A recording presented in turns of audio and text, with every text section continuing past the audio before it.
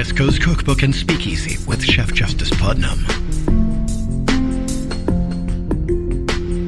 Netrootsradio.com.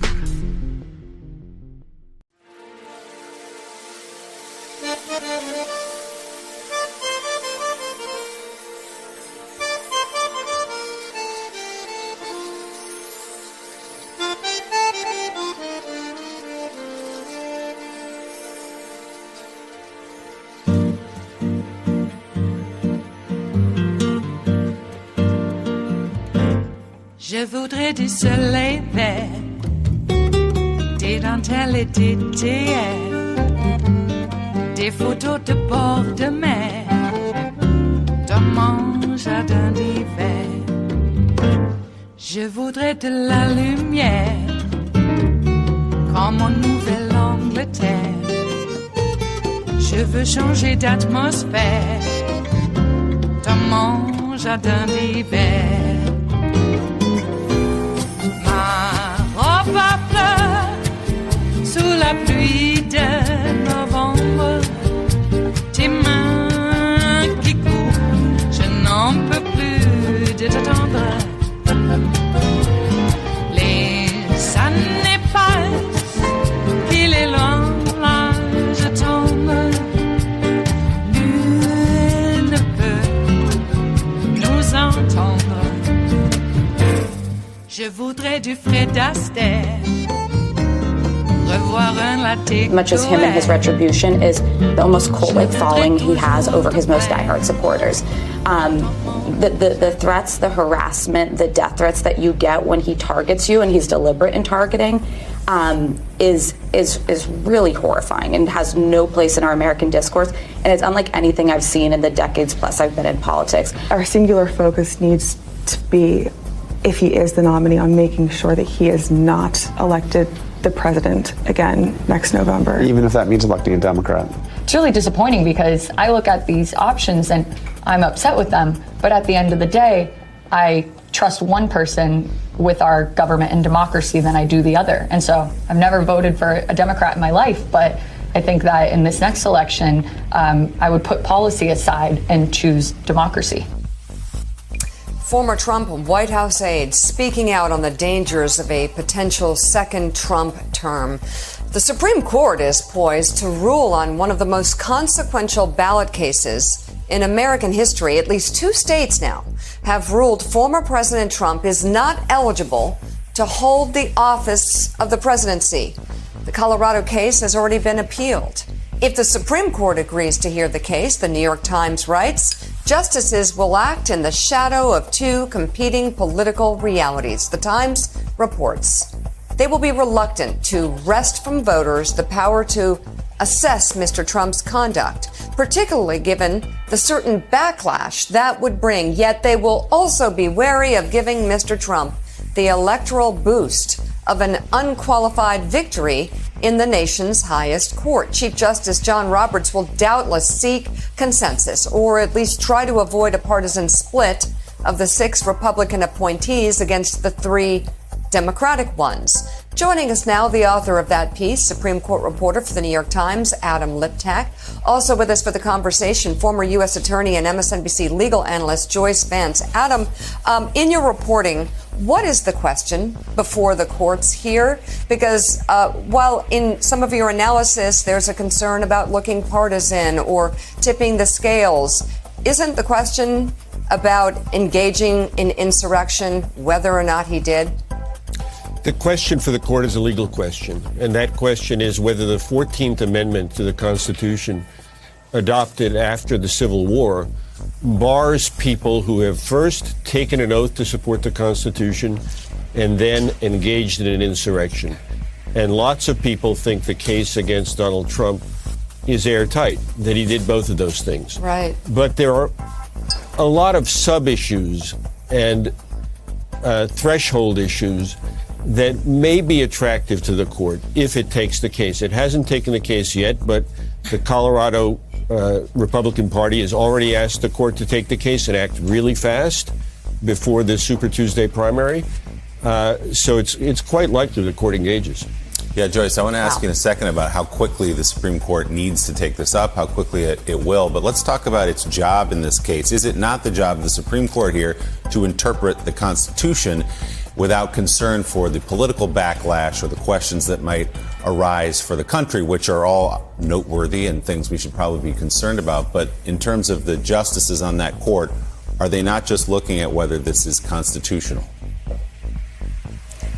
That's the job. And as Adam points out, the issue in front of them is the pure legal issue of Trump's eligibility. The court isn't supposed to take into account any political considerations. But I think Adam's dead on the money when he talks about there being a lot of potential procedural off-ramps that the court could take that would permit Trump to remain on the ballot.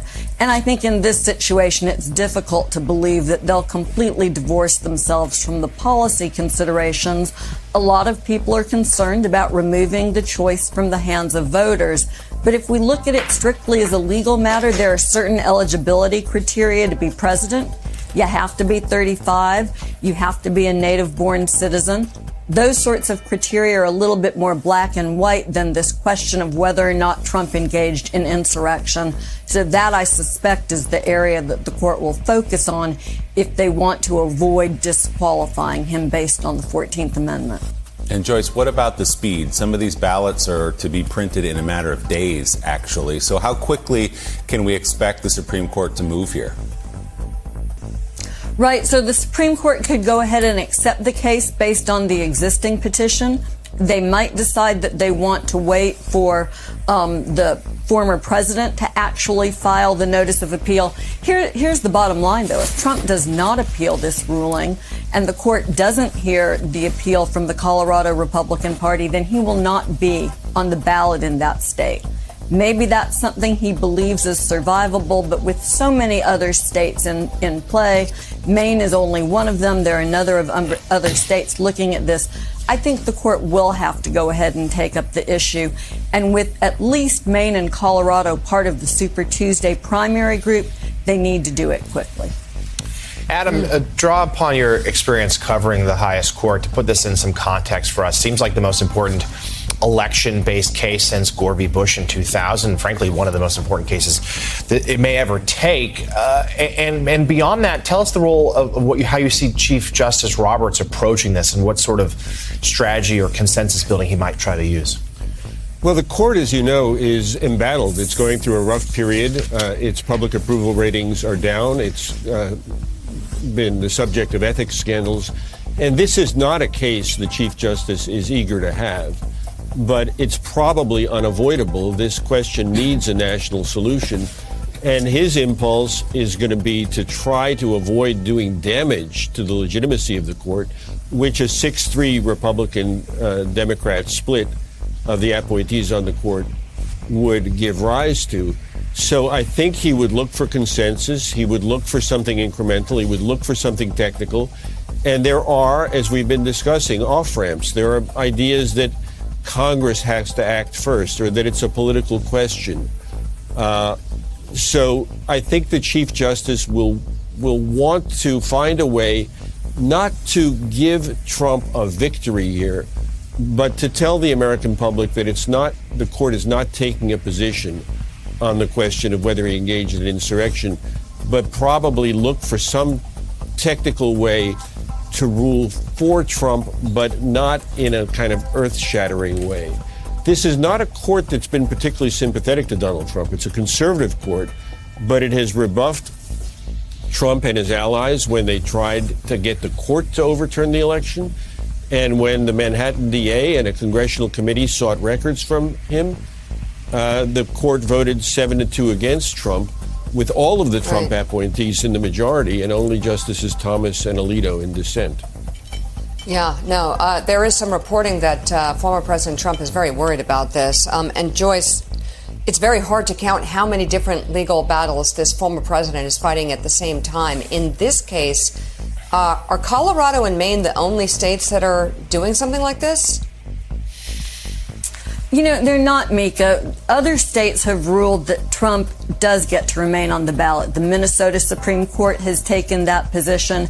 And there are proceedings in a whole host of states. This is complicated because we don't have one national election. We've got 50 different state elections with different rules. So, for instance, in Colorado, Trump has to establish he's eligible to run, and that drove some of that ruling. In Michigan, where the law is a little bit different, the courts have held that Trump is eligible to remain on the ballots, at least for the primaries. So all of this complexity adds up to Adam's point that the Supreme Court really will have to decide this issue. We can't have a patchwork quilt of 50 different states with 50 different rules when it comes to a presidential election. It is Tuesday, the 2nd of January of 2024, and you are in West Coast Cookbook and Speakeasy. I am your chef de cuisine, Justice Putnam. Gunner, the English Bulldog, is our snoozing sous chef. Precious, the little Yorkie, is our door girl, and she will be seating you directly for our especially special daily special Tarrytown Chowder Tuesdays. Yes, a small scant dash, a mere pinch of hot smoked Hungarian paprika will make all the difference in the world in this new year, and as it always has, for time immemorial. Or as we like to say, it always has and it always will. Okay, so it's a new year. We got the taglines maybe updated, or maybe they're just going to revert to how they've been over all these many years. Yeah, we've been doing this for a little bit, and when you count the incarnation of what we were when we began, that was a good 5-year run there of that other show that came after. Mention it too much. You probably know the dynamics, but we're not going to get into it. We're not, okay? So, all right. Well, I survived the onslaught of the new year, and I say it like that because this is the time of year that my adult son passed. So he had passed on the 30th of, early in the morning, on the 30th of 2018. So now it's been 5 years, and it still hurts. Not as raw, I will admit. More like a constant drum. Or drone, as I like to say. A drumming drone. Does it beat? Well, kind of. Anyway, yeah, so it's a little tough. I try not to assign, times or whatever to emotional outlook on life, because I figure you it's not avoidance, but the chaos of the universe, we always want to assign meaning, and maybe that meaning's not really there, but we assign it anyways to sort of get us through it. And I have this, weird attitude that, we should get through it without a lot of crutches. But that's me.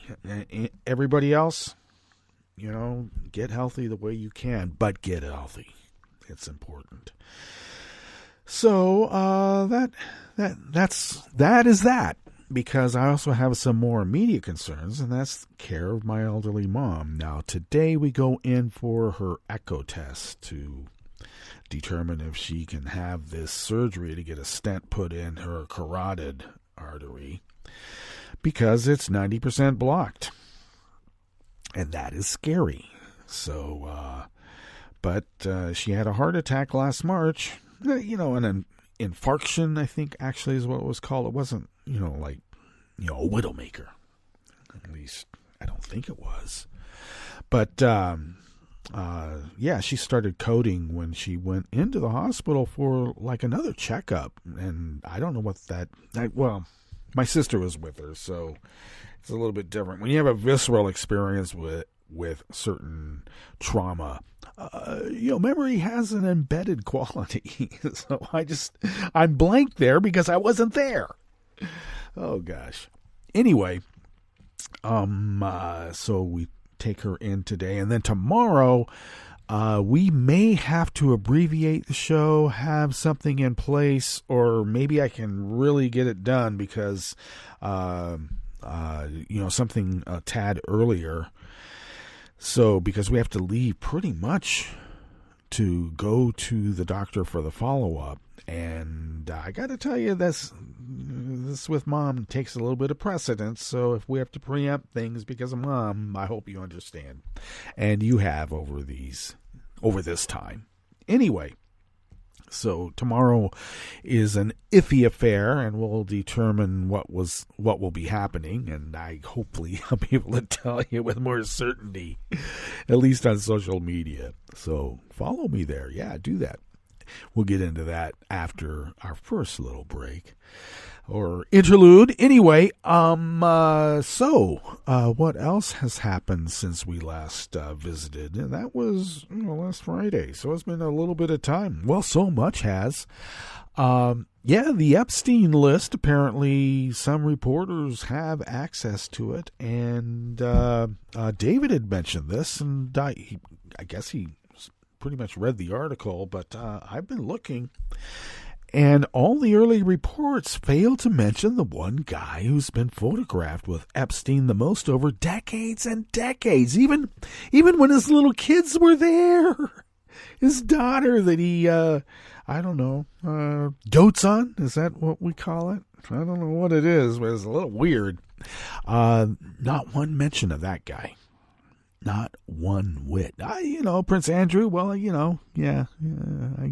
get that.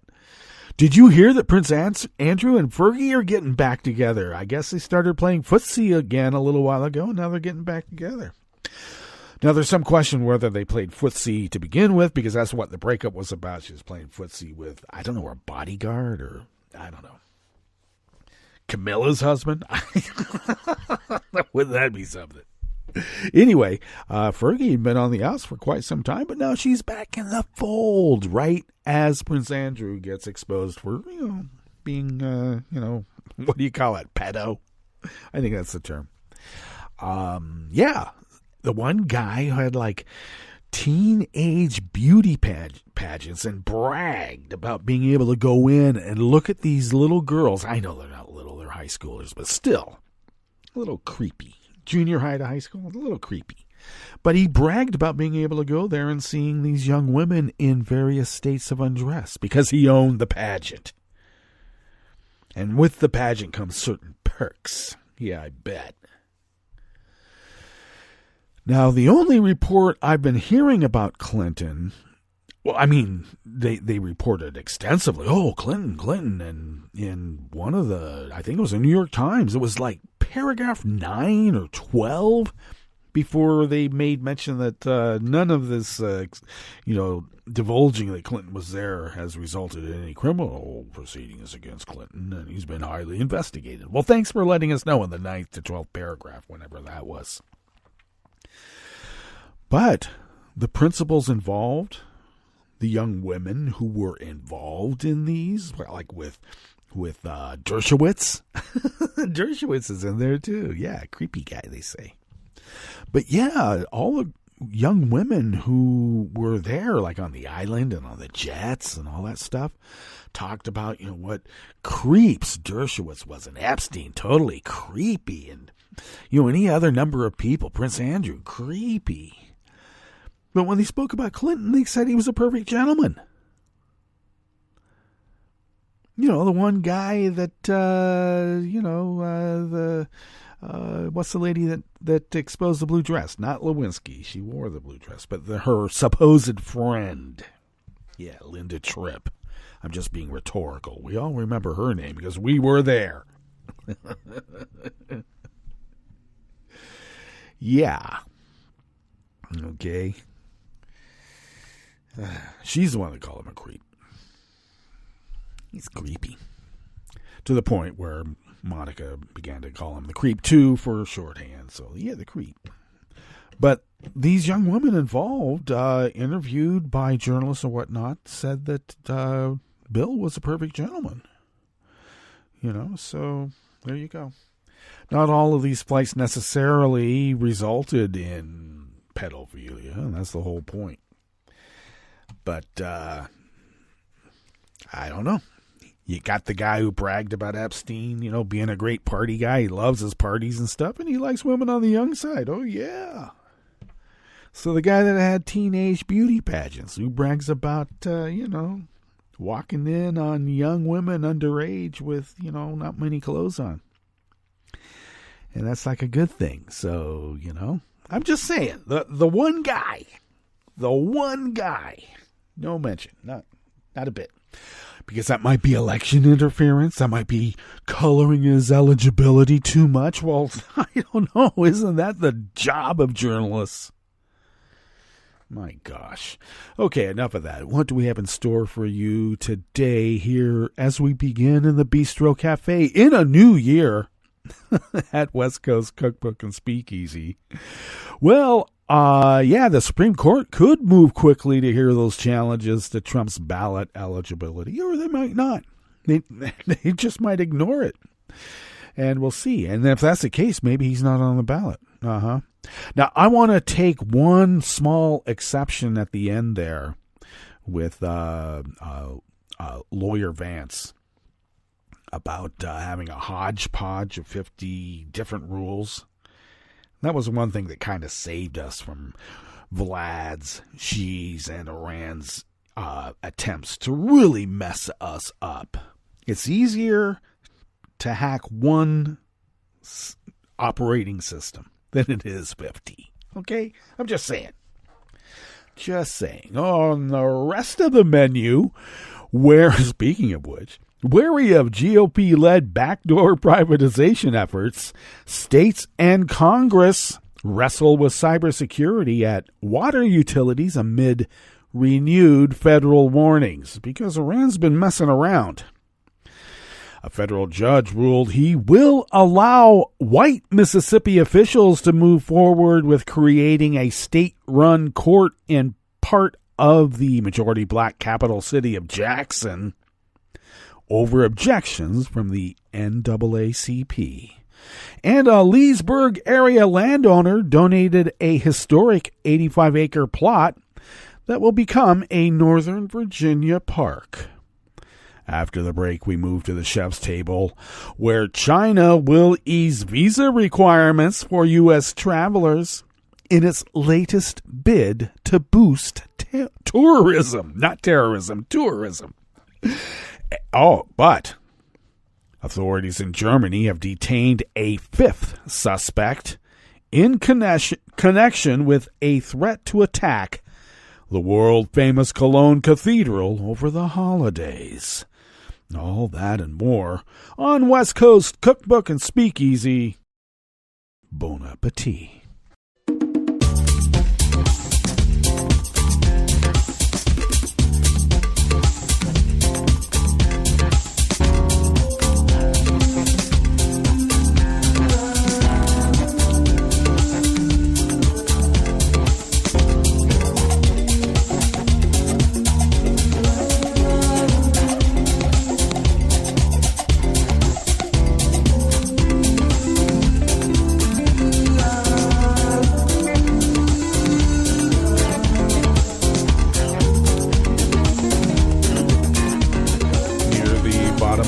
Page at netrootsradio.com. To the right of the page is the chat room link, monitored by Kelly Lincoln. Thank you, Kelly. Across the page to the left from that chat room link is the link to our Patreon page. And yes, we need help. we do all year. So if you could afford to send us what you might spend on an espresso type coffee drink once a month, thus becoming a recurring Patreon of Netroots Radio, it really does help us pay those bills and fly under the radar and continue this powerhouse of resistance. So thank you for your generosity, and thank you for those of you who may be so generous in the future, because I got to tell you, we need the help.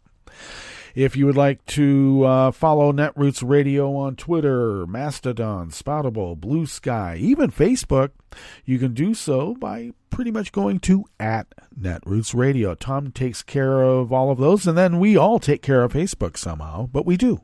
So we all do. If you would like to follow me on Twitter, Mastodon, Spoutable, Blue Sky, Facebook, Instagram, Tumblr, etc., and I suggest you do, at Justice Putnam in most cases. Otherwise, it's simply Justice Putnam. Cut out the simply. Anyway, I post the show notes and links diary, for those of you who don't know, on Daily Kos 10 minutes before showtime.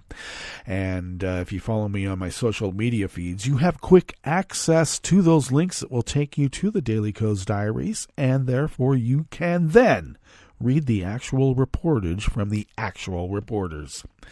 You can still follow the show on Twitter. It's only a place setting, and you can do so at Cookbook West on Twitter, and pick up podcasts by way of Spreaker, TuneIn, iHeart, YouTube, iTunes, really wherever podcasts can be found. And I know it's a new year, but you still can't find podcasts on Stitcher. Nope, can't do it.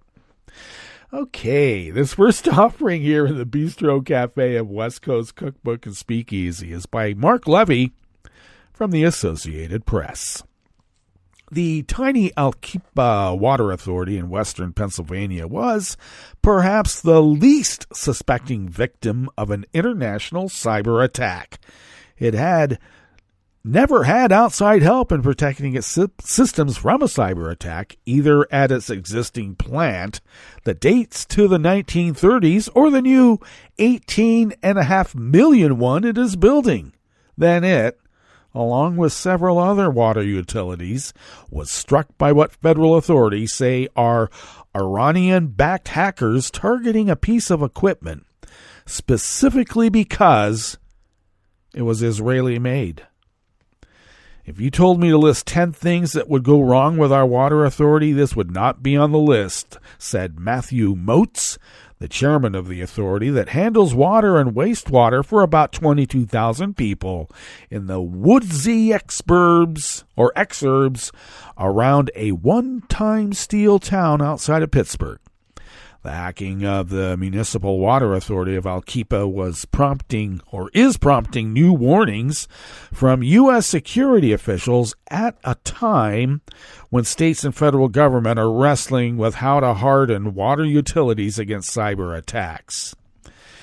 Now, we all know the danger of these. We've reported these utility hacks and attacks for quite some time. But one point that needs to be made is that these little water authorities are sometimes existing on a very thin budget. I mean, they're on a very thin line of money available to be able to do the things they need to do. And these federal regulations to harden these sites have taxed, literally, these authorities to be able to do it. But private enterprises stepped in saying, well, we can do it for you.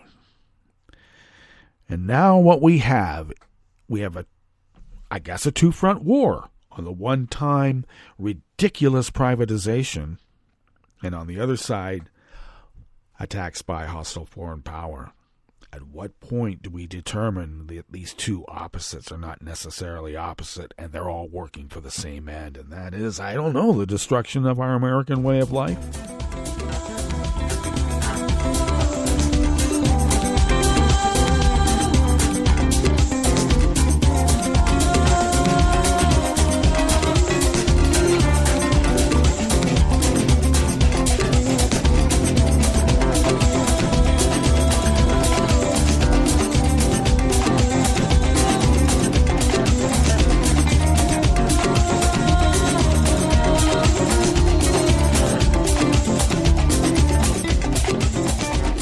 Emily Waxter-Pettis of the Associated Press brings us this next offering here in the Bistro Cafe of West Coast Cookbook and Speakeasy, Tarrytown Chowder Tuesdays. A federal judge has ruled that he will allow white Mississippi officials, because they're all white, I gotta tell you, to move forward with creating a state-run court in part of the majority black capital city of Jackson over objections from the NAACP. Attorneys for the civil rights organization had sued on behalf of several Jackson residents, saying the new court undermines democracy because local voters or local elected officials won't choose its judge or prosecutors. The new Capitol Complex Improvement District Court will have a judge appointed by the state Supreme Court Chief Justice and prosecutors appointed by the state attorney general, officials who were white and conservative. In a ruling filed late yesterday, U.S. District Judge Henry Wingate dismissed requests to block the new court, which was created by the majority white and Republican-controlled Mississippi legislature. And, of course, Jackson is governed by Democrats, and they have to be nullified. Under a law, none of the plaintiffs has alleged that he or she is in actual or imminent danger of experiencing any concrete or particularized injury resulting from the establishment of the CCID court or the challenged appointment of a judge or prosecutors for that court, Wingate wrote. Under a law signed by Republican Governor Tate Reeves, I like to call him Tater Reeves. During the spring, the new court will come into existence yesterday on January 1st and will have jurisdiction in a part of Jackson that includes state government buildings and some residential and shopping areas. But they're going to partner with the local police force so their state authority can expand into the black affluent neighborhoods.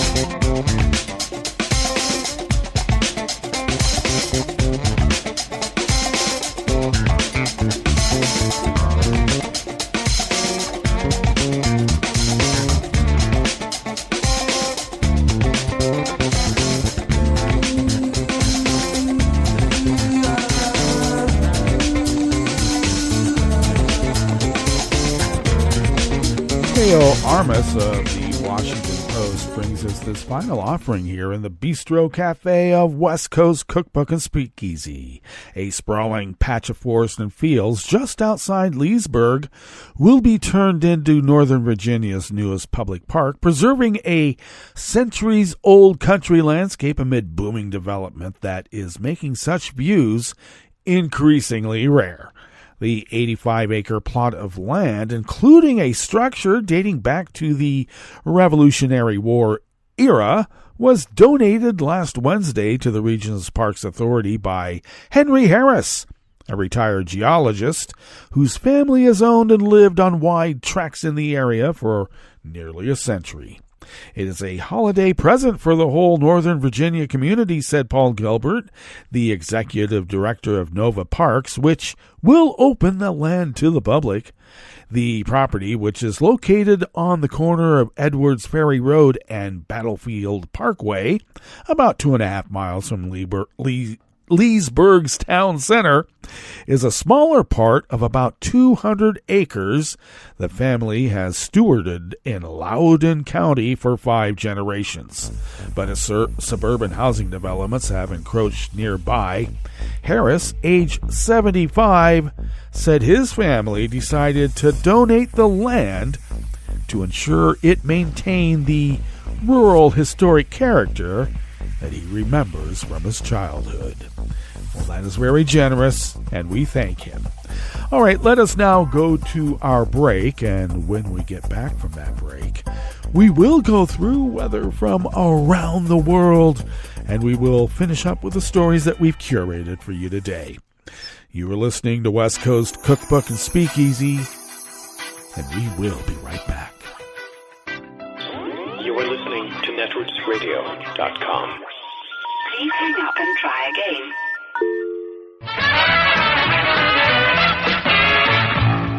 From a point at sea to the circles of your mind, a new force is at work for planetary transformation. New radio for a new Earth.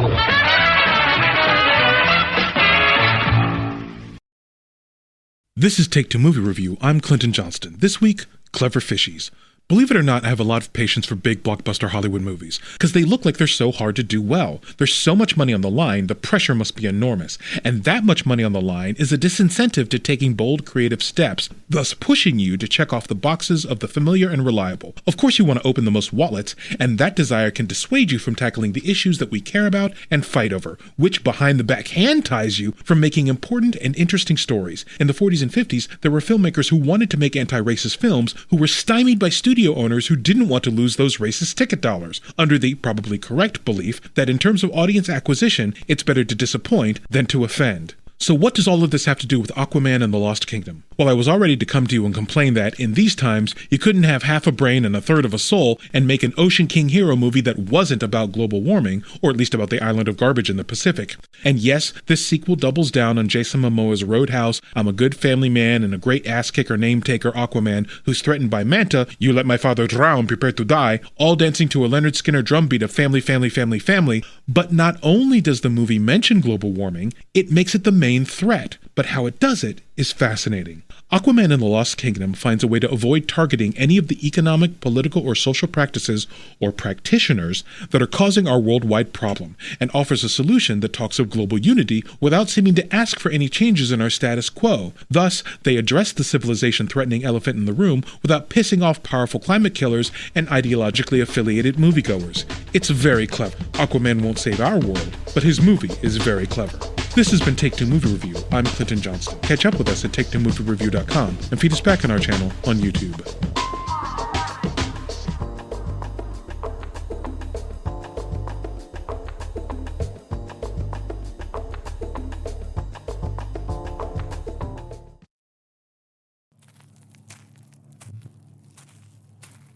I love a short cold water swim in Puget Sound in Washington State. I start from a rocky shore near my home.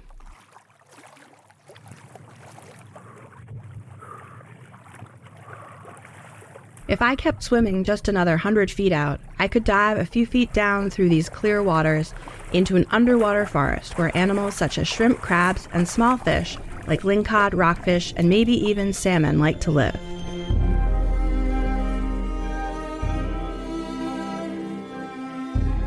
This is Scientific American's Science Quickly. I'm Star Vartan. Kelp forests are made of thick, undulating ribbons of brown algae that hang onto rocks at the seafloor and grow toward the light above.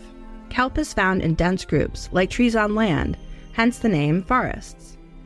But just like forests on land, lately these underwater forests have come under threat from climate change. The kelp forests off California's coasts have largely disappeared in recent years. It all started in 2013 with a mysterious blob. That's what scientists called this blobbish patch of warmer than normal ocean water, which was created by changes in the atmosphere above the Pacific. The blob brought drastic changes to the California kelp forests. Elevated ocean temperatures led to a die-off of sea stars. Sea stars typically control the population of sea urchins. Sea urchins eat kelp. And so the coming of the blob created an explosion of urchins. The creatures went on an eating spree that, by some estimates, cleared 96% of the kelp from beneath the California coast. Up north, Canadian Pacific kelp forests have also been stressed and shrinking. For now, the forests in Puget Sound, where I live, are intact in some regions but not in others. That means there's both time to research kelp's importance and to try and save it.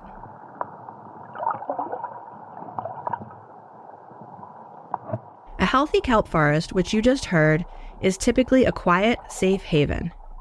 They provide complex habitat to hundreds of species, including benthic invertebrates, small fish, and animals all the way up the food chain to gray whales. Sea otters twist their bodies into the kelp. That way, they can sleep without drifting and wake to breakfast a 4-paws swipe away. Forests of kelp dampen wave energy and create a physical refuge for marine life. They also store so much carbon that scientists call them the sequoias of the sea. Like terrestrial forests, they also bolster oxygen via photosynthesis and absorb carbon dioxide.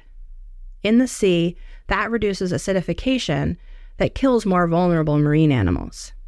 There are so many benefits, and recently a newly verified one. Salmon, those Pacific Northwest icons, also use kelp. Fishers had previously said this was the case, and so did Ann Schaefer, a marine biologist with the Coastal Watershed Institute in Washington state. She studied kelp forests for more than 3 decades.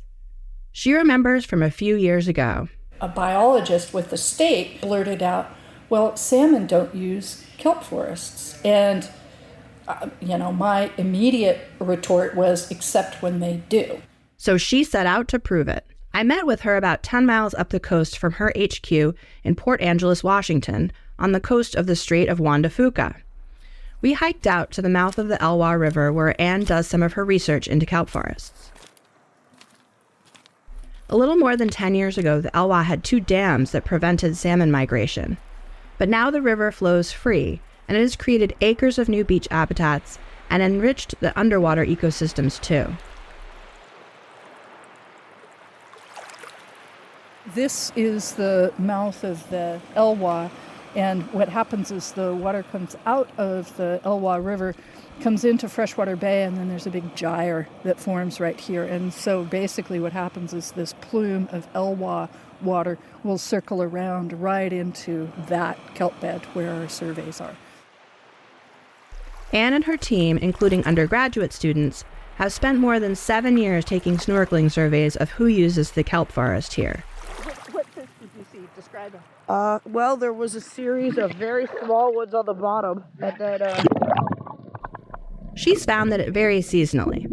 Her research published this year showed that several types of endangered salmon, including Chinook, coho, chum, and pink salmon, definitely use kelp in multiple ways. So juvenile salmon, juvenile forage fish, as they're migrating along the shoreline, they're areas of refuge.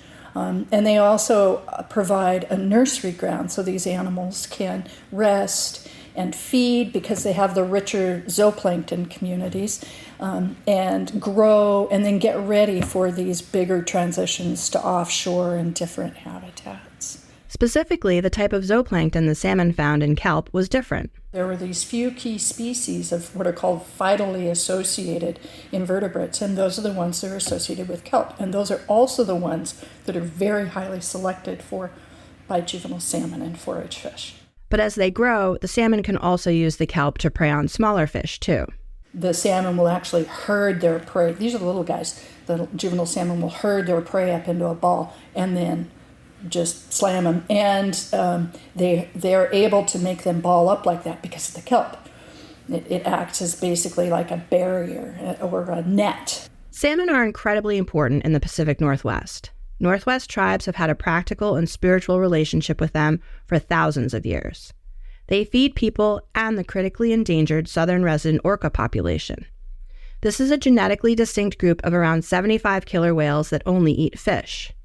These orcas often struggle to find enough to eat in local waters. If you live in the Pacific Northwest, you know that when orcas and salmon are involved, lawmakers, government agencies, tribes, and many others take notice. And this is why it was so important for Anne to prove that salmon were using the kelp forests. There was already some dedicated interest in protecting kelp habitats for the many other ways they're important, but now that salmon are involved, even more people will be paying attention to their conservation. The forage fish and salmon story is bigger than just the kelp forest. And the kelp forest component to it is a really complex one.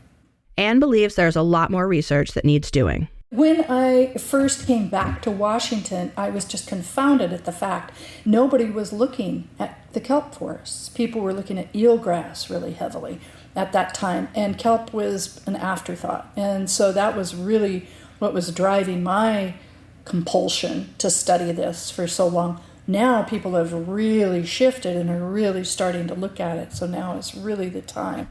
A number of studies are ongoing. The Puget Sound Restoration Fund is currently running what is the most in-depth monitoring program of kelp forests in the world.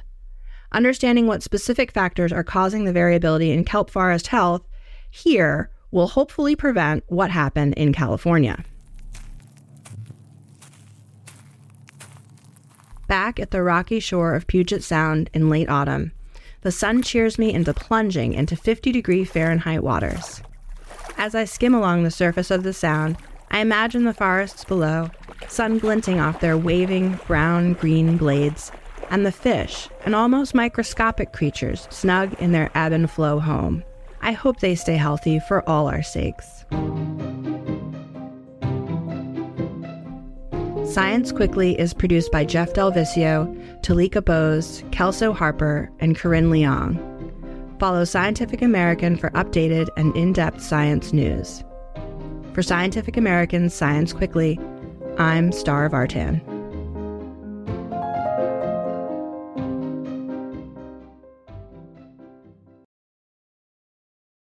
I was in the middle of the Atlantic Ocean when it happened. There was a sudden jolt and our submarine crashed on the seafloor. We were in total darkness. That's Dr. Dejana Figueroa, a marine biologist and STEM teacher, talking about a deep sea dive she'll never forget. It's funny, when I was a kid, I was afraid of the ocean. And there I was, 2 miles below the surface. But as a scientist, you prepare for that. Using our training and a little creativity, we fixed the sub and finished our experiments. The dive was just too important. Every dive gives us glimpses at things few people ever get to see. Glowing creatures, fiery undersea volcanoes. When we got back to the surface, I kissed the ground and called my mom, of course. But you know what? I wouldn't trade that dive for anything. Dr. Figueroa uses her passion for STEM to discover new things and make the world a better place. She can STEM, so can you. Check out She Can STEM for more stories and inspiration. A message from the Ad Council. Hi, I'm Tom Hartman, and since you're listening to netrootsradio.com, show your progressive side and go to the donate button on the bottom of the homepage. It's progressives like you who power Netroots Radio and keep the progressive message beaming everywhere 24 hours a day. Just go to our donate button at the bottom of netrootsradio.com. Thank you for keeping progressive radio at full power.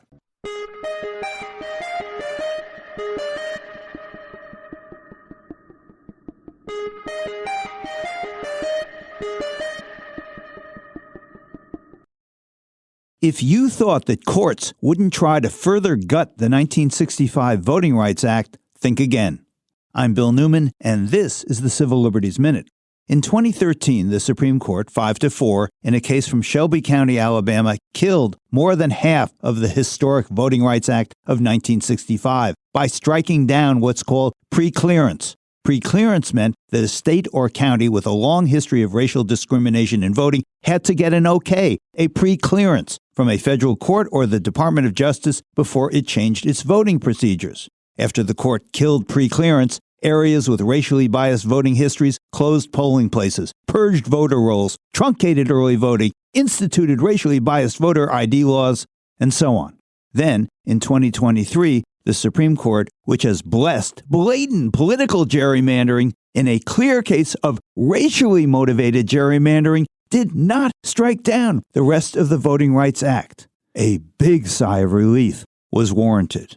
But the Eighth Circuit Court of Appeals has just ruled that private citizens and civil rights groups no longer can bring a challenge under the Voting Rights Act. If that case were to be upheld by the Supreme Court, it would gut what remains of that crucially important law.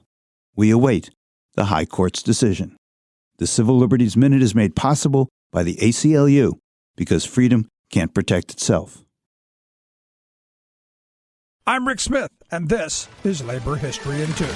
On this day in labor history, the year was 2006. That was the day that a morning explosion at the Sago mine in West Virginia claimed the lives of 12 miners. The Federal Mine Safety and Health Administration had cited the mine more than 200 times the year before the disaster. 29 miners were in the section of the mine where the explosion occurred. One miner died instantly from the blast. 12 more were trapped with the lethal gases that had built up in the mine. Rescue efforts began to try and reach the miners. Then, an incorrect report came that the trapped miners were alive, 2 miles inside the mine. On the surface, church bells rang and rescue crews scrambled to set up medical stations. News outlets reported on the miracle in West Virginia, but the reports were not accurate.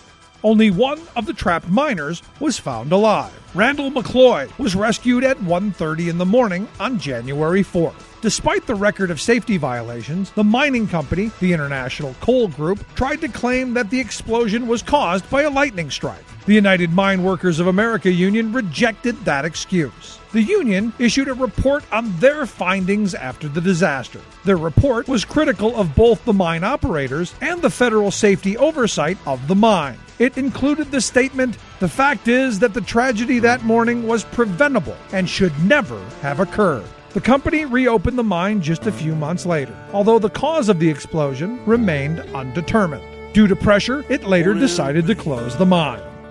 Like what you hear? Check out more at laborhistoryin2.com. Those folks thought that up was down. We all lived and gave our soul. Did it all smoking coal.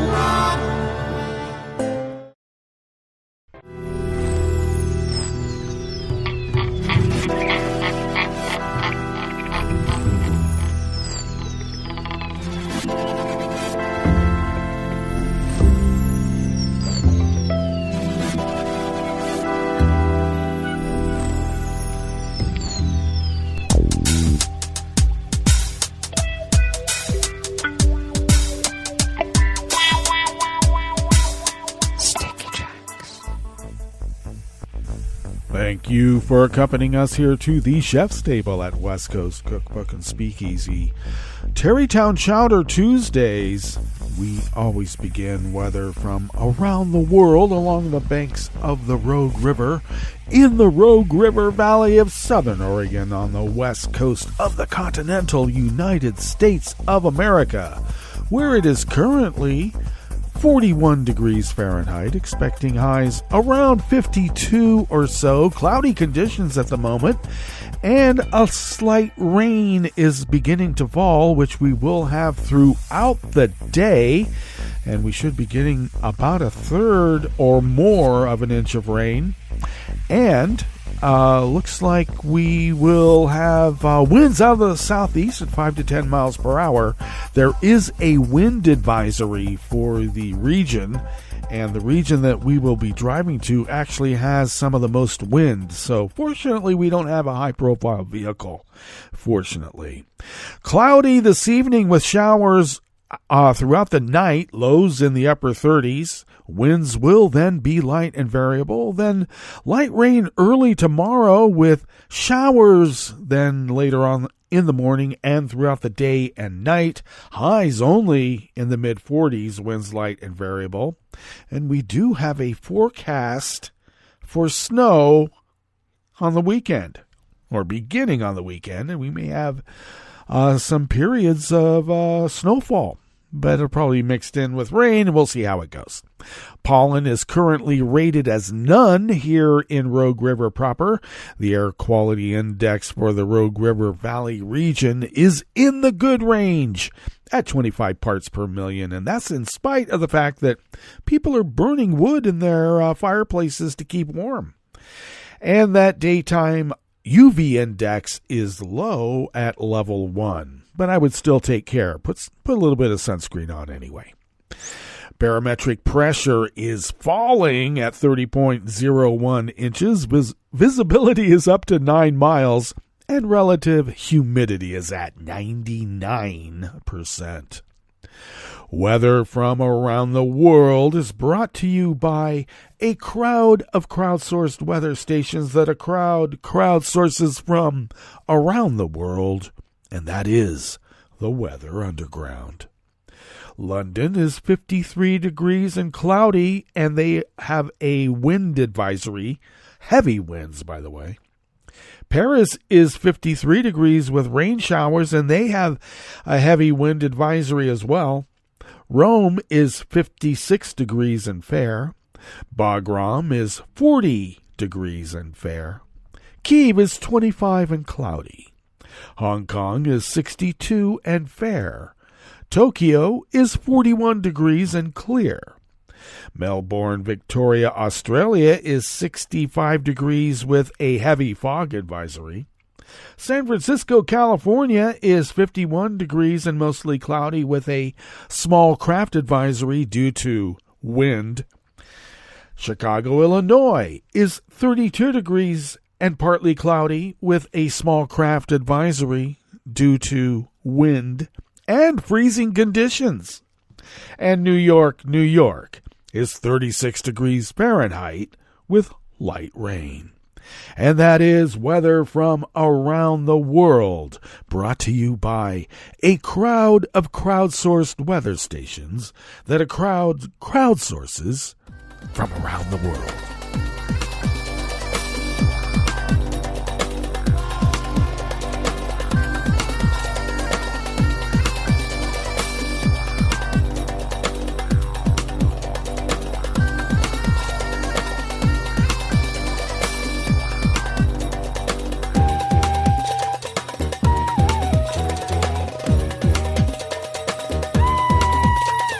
Staff at the World Desk of the Associated Press brings us this first amuse-bouche here at the chef's table at West Coast Cookbook and Speakeasy, Tarrytown Chowder Tuesdays. China will ease visa restrictions for people visiting from the United States, the country's latest effort to attract foreign travelers since reopening its borders in early of 2023. Yesterday, beginning on January 1st, American tourists no longer need to submit round-trip air tickets, proof of hotel reservations, itineraries, or invitations to China, according to a notice that was posted online on Friday by the Chinese Embassy in Washington. The simplified application process is intended to further facilitate people-to-people exchanges between China and the United States, the notice said. The move comes as China has struggled to rejuvenate its tourism sector after 3 years of strict pandemic measures, which included mandatory quarantines for all arrivals. While those restrictions were lifted earlier this year, international travelers have been slow to return. In another bid to boost tourism, China announced last month that it would allow visa-free entry for citizens of France, Germany, Italy, the Netherlands, Spain, and Malaysia for up to 15 days. But China's efforts to entice American tourists may face other headwinds. International flights between the two countries, which are set by a bilateral agreement, remain well below pandemic levels, though they have slowly increased in recent months.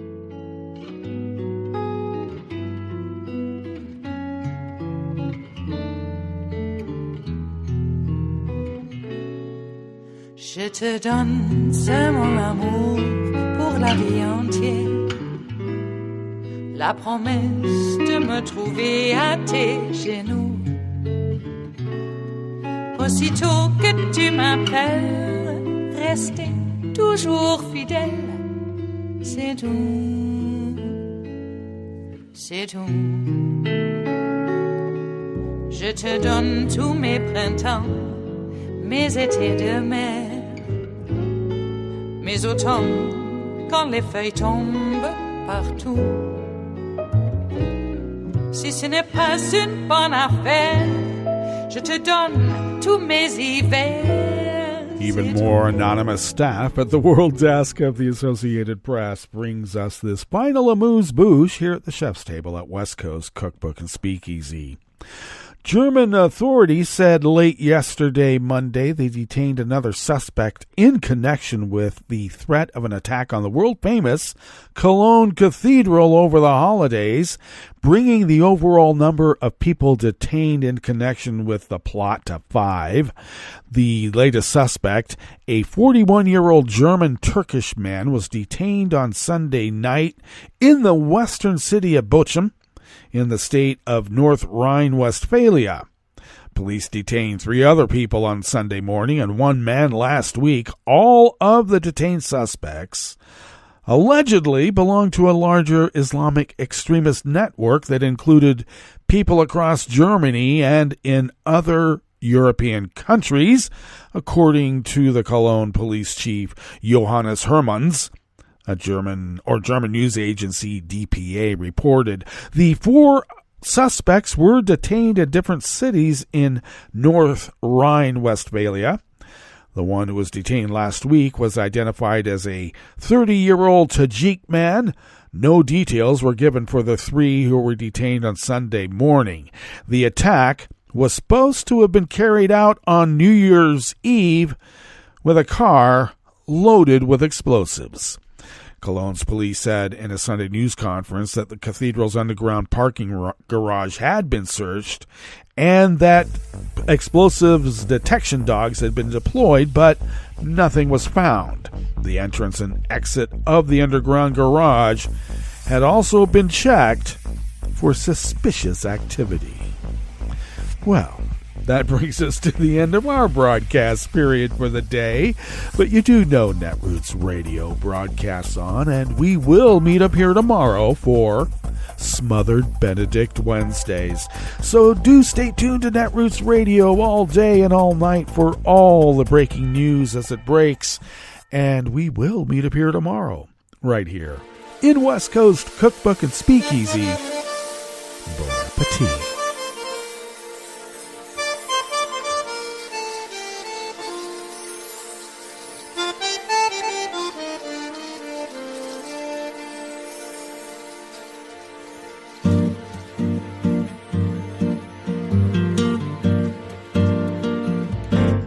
Je voudrais du soleil vert, des dentelles et des théières, des photos de bord de mer, dans mon jardin d'hiver.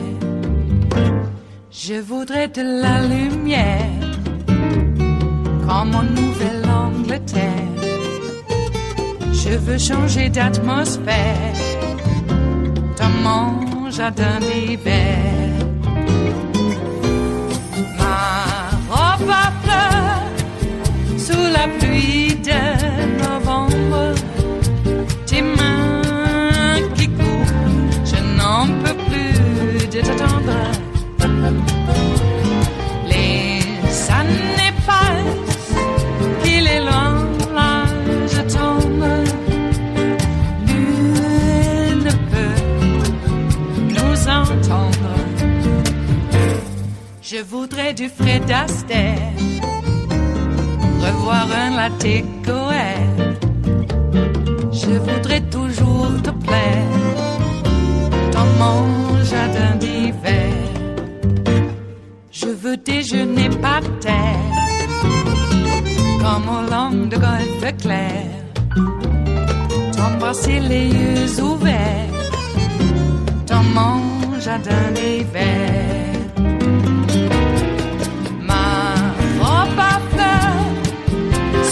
Pluie de novembre, tes mains qui courent, je n'en peux plus de t'attendre.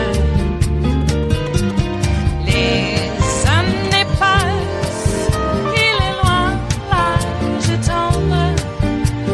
Nul ne peut nous entendre. Ba-da-da-dum-di-da-dum. Ba-da-da-dum-di-da-dum. Ba-da-da-dum-di-da-dum. Dans mon jardin d'hiver. Ba-da-da-dum-di-da-dum. Ba-da-da-dum-di-da-dum. Ba-da-da-dum-di-da-dum. Dans mon jardin d'hiver. Dans mon jardin d'hiver. Dans mon jardin d'hiver.